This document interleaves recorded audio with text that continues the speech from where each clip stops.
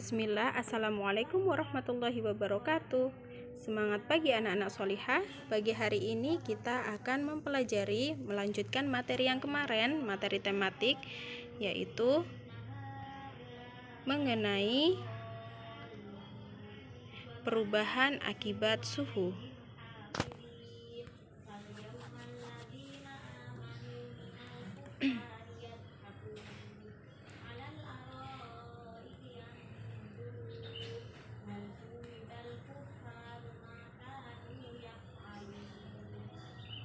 Sebelumnya, apakah kalian tahu apa perbedaan antara kalor dan suhu?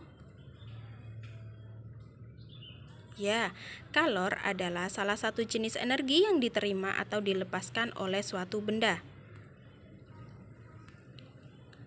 Sedangkan suhu adalah besaran atau ukuran yang menyatakan derajat panas suatu benda.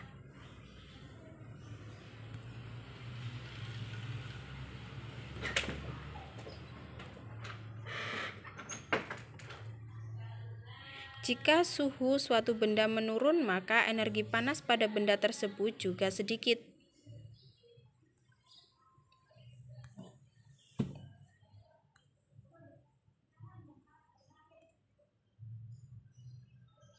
Salah satu kalor atau suatu kalor atau panas mampu membuat dua perubahan, yaitu benda memuai dan menyusut.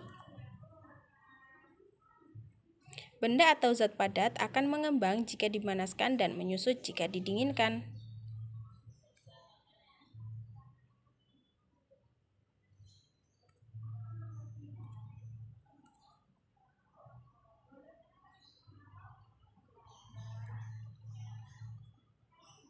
Ada yang tahu memuai? Memuai adalah bertambahnya ukuran suatu benda karena pengaruh perubahan suhu atau karena menerima kalor.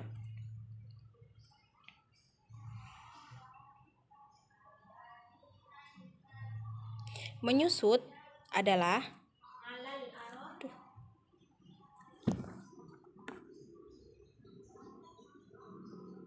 berkurangnya ukuran suatu benda karena pengaruh perubahan suhu atau karena menerima kalor. Nah, ada beberapa contoh pemuaian dan menyusutan. Nah, menyusut adalah berkurangnya ukuran suatu benda, ya, seperti yang sudah jelaskan tadi.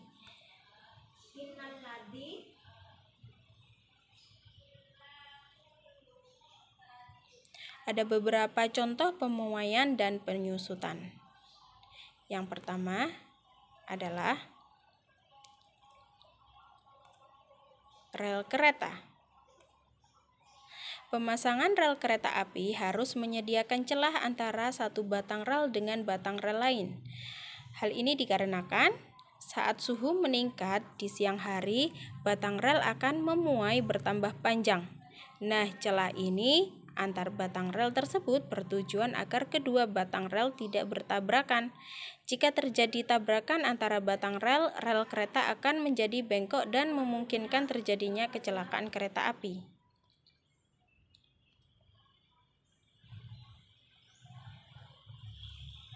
Yang kedua yaitu kabel listrik.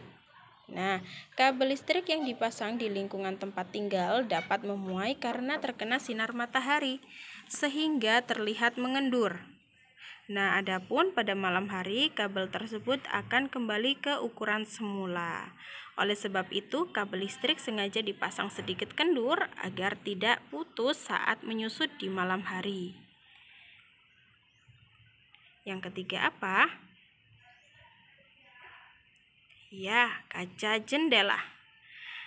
Nah, kaca jendela sengaja dipasang longgar pada bingkainya untuk memberi ruang muai. Jika terkena panas, kaca jendela akan memuai dan mengisi ruang kosong. Jika kaca dipasang sesuai dengan ukuran bingkainya, saat proses pemuaian terjadi, kaca tersebut dapat pecah. Contoh yang keempat adalah ban sepeda. Ban sepeda motor atau mobil tidak pernah terisi udara penuh. Hal ini Hal ini dilakukan agar saat memuai, udara di dalam ban dapat memuai dan tidak mengakibatkan ban meletus. Meletusnya ban dapat mengakibatkan kecelakaan. Nah, yang kelima itu contohnya adalah parfum. Nah, parfum akan memuai jika terkena panas. Oleh sebab itu, botol parfum tidak terisi penuh untuk memberi ruang muai. Jika botol parfum terisi penuh saat pemuaian terjadi, botol dapat meledak.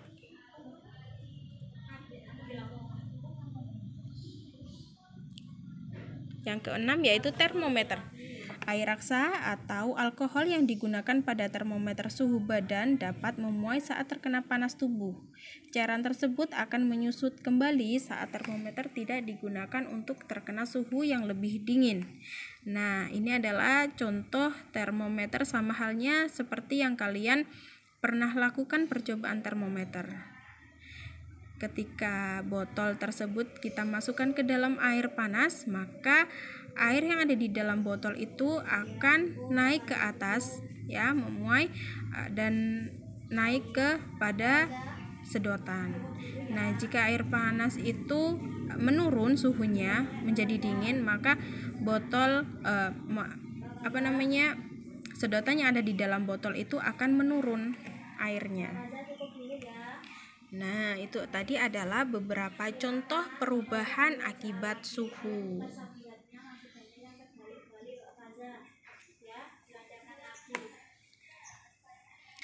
Contohnya ada beberapa, yaitu tadi rel kereta api, ban sepeda, terus kaca, dan lain sebagainya. Nah, selanjutnya kita akan mengetahui atau kita akan membahas mengenai 5 manfaat belajar memasak. Ustazah yakin kalian semuanya di rumah pasti sangat hobi memasak dengan Umi, ya. Nah, di sini kita akan membahas beberapa 5 manfaat belajar memasak. Teman-teman, pernahkah kamu pergi ke dapur dan membantu orang tuamu memasak? Pasti semuanya sudah pernah. Jika belum, coba pergi ke dapur dan belajar memasak dengan Umi. Ada beberapa manfaat ketika kita belajar memasak. Apa saja itu? Yang pertama adalah mengenal makanan. Meskipun kita tidak belajar beberapa mengenal makanan, pasti kalian sudah bisa mengetahui beberapa nama-nama makanan yang pernah kalian makan. Nah, saat memasak kita harus tahu bahan apa saja yang akan digunakan.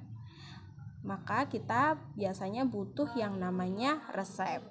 Nah, saat belajar memasak berlangsung, Umi atau ibu pasti mengenalkan kita dengan makanan yang dan kandungan yang ada di dalamnya. Jika sudah tahu kandungan yang ada di dalamnya di dalam sebuah makanan, kita pasti bisa membedakan mana makanan yang sehat dan mana makanan yang kurang sehat untuk tubuh kita.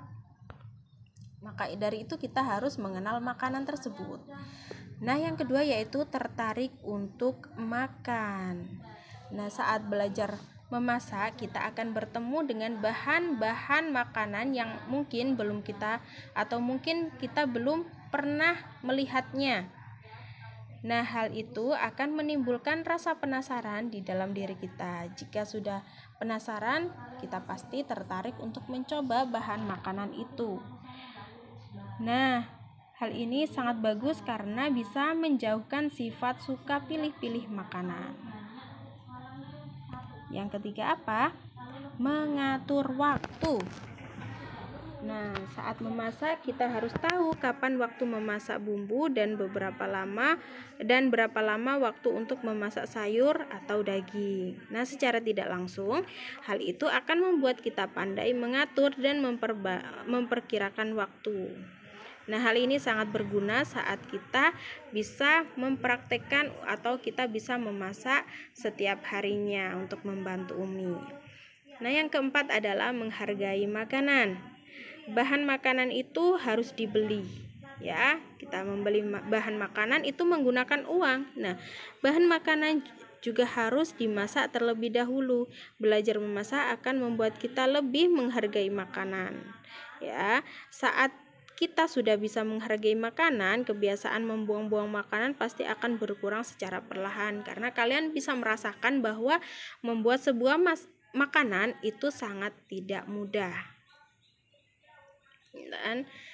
Nah, ini yang terakhir adalah bertanggung jawab. Setelah selesai memasak, alat masak pasti banyak yang kotor. Kadang meja makan pun juga akan menjadi berantakan. Mau tidak mau kita harus membersihkannya. Hal itu akan menumbuhkan rasa tanggung jawab pada diri kita.